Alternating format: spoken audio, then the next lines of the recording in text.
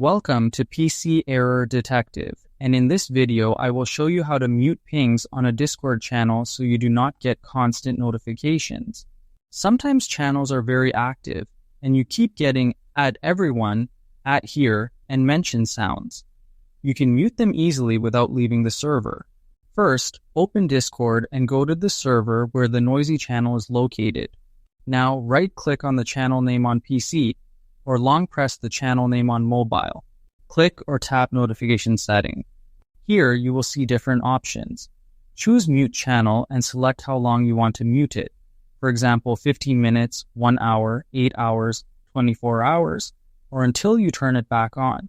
You can also disable mentions only or add everyone and add here mentions if you want to block those pings but still keep normal messages visible.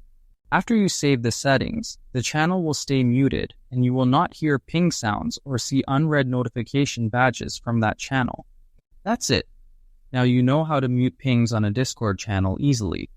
Thank you for watching, and don't forget to subscribe to PC Error Detective for more helpful Discord tutorials.